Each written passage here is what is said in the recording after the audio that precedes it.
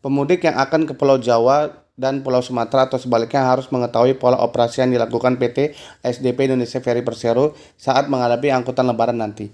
General Manager PT ASDP Indonesia Ferry Persero Cabang Bakauheni Syamsuddin menjelaskan, untuk mengurangi kepadatan di pelabuhan terutama selama arus mudik dan balik, pihaknya bersama pemangku kepentingan telah menyusun strategi pengaturan pola operasi dan pengalihan kendaraan.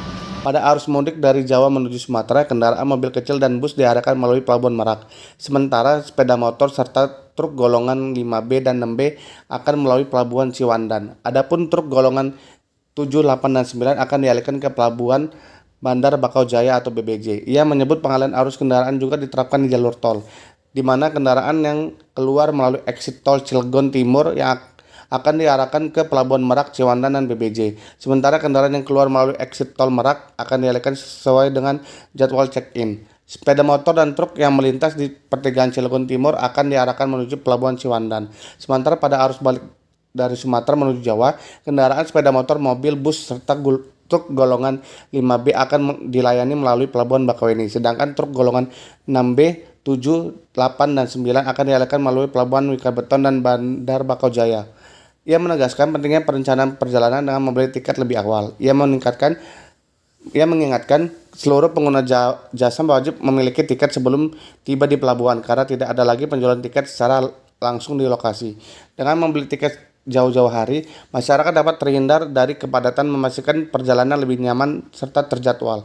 Sebagai bagian dari digitalisasi layanan, tiket ferry kini hanya dapat dibeli secara online melalui aplikasi atau website Ferryz. Tiket dapat dipesan mulai H-60 hingga H-1 sebelum keberangkatan, sehingga pengguna jasa dapat lebih terencana dalam perjalanan mereka. Selain itu, pemudik juga diwajibkan untuk check-in sesuai jadwal untuk menghindari kepadatan yang tidak perlu di area pelabuhan. Dengan penerapan sistem tiket online dan kepatuhan terhadap jadwal keberangkatan, pihaknya berharap perjalanan mudik tahun ini lebih tertib dan nyaman bagi seluruh masyarakat.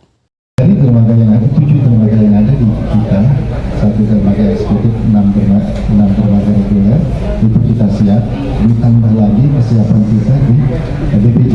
Tadi pagi saya sudah koordinasi dan duduk bareng dengan Pak Tata, beliau pada prinsipnya support, termasuk di Wikabeton, itu kita gunakan juga untuk TBB pasangan Ciwandan kalau BPJ dengan BPJ, Bakau dengan Merak, dan ada satu lagi PTX.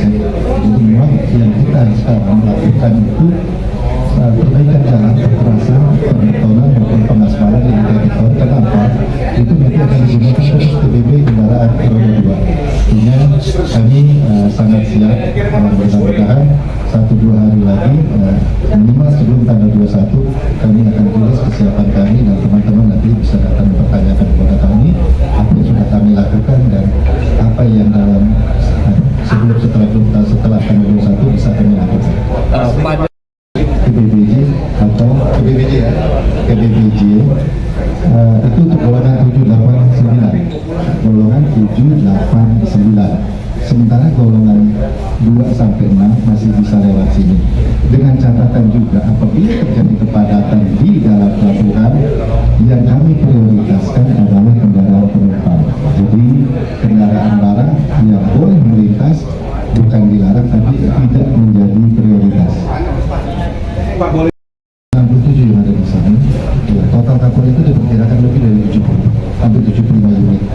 Jadi terdiri dari yang ada 47 kita dari SDB, sisanya di BPJ, di Wikabeton, di PT SMA. Secara armada kita cukup, kecuali ada kapal yang dock, ada kapal yang perawatan, ada kapal yang karena ada kerusakan itu beroperasi. Tapi apabila kapalnya siap, saya pastikan mereka siap untuk beroperasi.